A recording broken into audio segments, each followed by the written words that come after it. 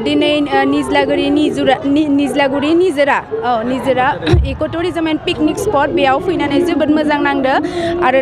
रायजोफोरा एसेबां सापर्ट खालामदों आंखौ आरो जायगा जोबोद मोजां बयबो फैनांगौ बयबो फैदो आङोथ' गावनिबो मेथाइ खनदों आंनि माने गोदान मुभिनि दाखा जोमै मुभिनि दोंसे माने जोबोद मेथाइआथ' बिराद हिट जादों बे मेथाइआ सेवालिनि बारफुनाय बे मेथाइखौ आं फार्स्ट खननायमोन आरो आदिबासि एसामिस खनाखै आं आदिबासि आरो हिन्दी बर' खनो आरो दायोथ' जेबो जायाखै स्टार्टसो जादों आरो जोबोद हाइ लेभेलाव माने हाइ लेभेलाव थांनो गोसो दं दा नोंथां बायदि गोबां खनग्रा दा बर'नि गेजेराव ओंखारनानै दं ओमफ्राय दा जाखांफुनाय सिंगारफोरखौ मा बुंनो गोसो बयबो आङो बेखौनो माने बुंनो सानो जि बयबो क्लासिकेलखौ लायोबा मोजां जायो आरो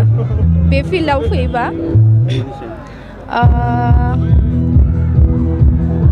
मा बुंगोन दाथ'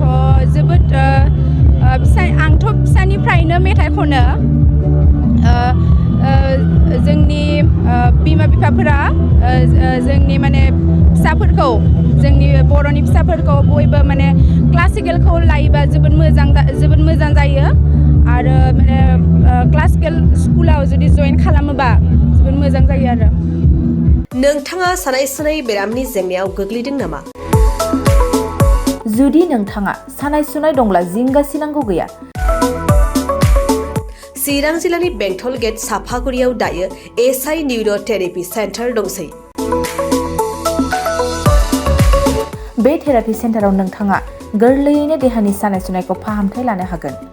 बे आथिं सानायानो जाग्रोदों ओमफ्राय जानाया एसे सिगांनिफ्रायनो जाखादों ओमफ्राय बिदिनो गुबुन मुलि जाबाबायदों ओमफ्राय हामाखै दिनैनि ट्रिटमेन्टआ आङो एसे मोजां मोनसिनबाय जेरै सिं सानाय आफादावरि सानाय मोदोम जरा सानाय आइजोफोरनि जेंना खर' सानाय बायदि बेरामखौ फाहामनाय जायो।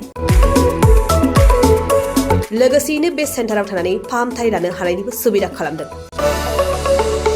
नोंथांमोनहा एसआइ निउर' थेरापि सेन्टाराव फाहामथाय लानो गोसो दंब्ला नैबे मबाइल नम्बर 7620160459